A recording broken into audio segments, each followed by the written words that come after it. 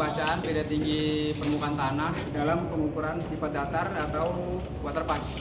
Untuk cara menariknya dari yang paling bawah dulu sampai dia bunyi klep di belakang ada seperti ini. Dan jika ini ditutup, dia bisa turun seperti ini. Selanjutnya ada start level yang berfungsi untuk meluruskan atau menegakkan rambu ukur seperti ini. Jika rambu ukur sudah siap untuk diukur dan start levelnya sudah di tengah-tengah, maka rambu ukur siap untuk diukur. Nah, kalau kita udah tahu nih cara tarik si rambu ukurnya, kita cara ngitung buat rambu ukurnya. Contohnya nih, dia ada di tengah-tengah sini.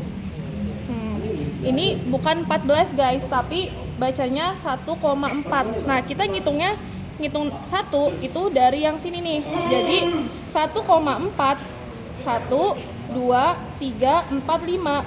Jadi 1,450. Nah, itu kalau kosong. Namun kalau letaknya ada di tengah-tengah sini, berarti 1,455. Kayak gitu. Oke, selanjutnya dari video sebelumnya yaitu rambu ukur, kita akan menjelaskan alat yang sangat pentingnya untuk mendapatkan informasi yang akan kita cari atau data yang akan kita cari. Itu ada water pass dan juga freeport. Nah, sebelum kita menggunakan water pass, itu kita harus mendirikan freeportnya terlebih dahulu. Nah, untuk mendirikan freeport, ini kita harus sejajar dengan dagu kita atau bisa dibilang permukaan dari water freeportnya ini harus secara mendatar yang pas.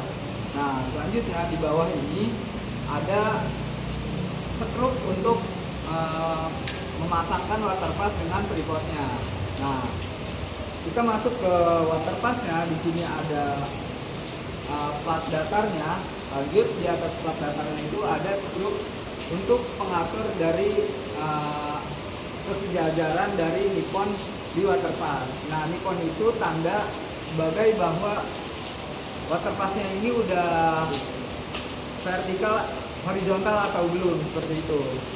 Nah, selanjutnya di sini ada skrup untuk pengatur gerak halus secara horizontal. Nah, di sini ada lensa objektif dan juga di sini ada lensa okuler. Nah, untuk mengatur lensa okuler itu ada di sini. Dia untuk mempertajam dari garis bibitnya. Sedangkan yang ini itu berfungsi untuk mengatur kejelasan atau ketajaman dari objek yang akan kita lihat. Untuk cara menggunakannya bisa dipraktekkan oleh teman saya sendiri. Nah, jadi seperti yang sudah dijelaskan oleh Abdul tadi tentang bagian-bagian yang ada di water pass.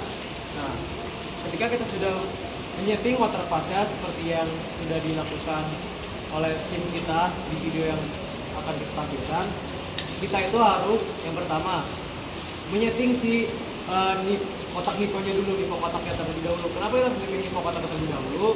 Karena kita harus memberikan datar yang sangat lurus pada si water pass ini. Jadi biar nggak miring-miring. Ketika nipo kotaknya sudah lurus, baru kita gunakan si bidik kasar ini untuk mencari jarak pandang lurus terhadap si rambu ukur yang ada di depan. Nah, ketika kita sudah pakai si bidik kasar ini ke arah rambu ukur yang di depan, kalau sudah merasa terlihat, baru kita masuk ke si lensanya. Di sini ada 3 bagian guys. Ada bagian atas, tengah, dan bawah. Nah, untuk penglihatan dari kamera saya akan tampilkan. Nah, jadi di sini terdapat 3 garis, di mana ada garis atas atau yang kita bisa sebut BA, dan tengah sebagai BT, dan bawah sebagai BB. Nah, jika garisnya ini tidak terlihat atau kurang fokus atau tidak jelas, maka tolong pegang kameranya. Kita bisa mengatur pada bagian si lensa ini, namanya lensa okuler. Nah, jika tadi saat kita lihat di dalam lensanya ternyata objek si rambu ukurnya kurang jelas atau buram-buram, maka kita bisa setting di bagian sebelah sini. Ini untuk menyeting si lensa objektifnya agar objek yang kita tuju atau kita tembak itu terlihat dengan jelas dan bisa terbaca dengan baik. Gue ngapain?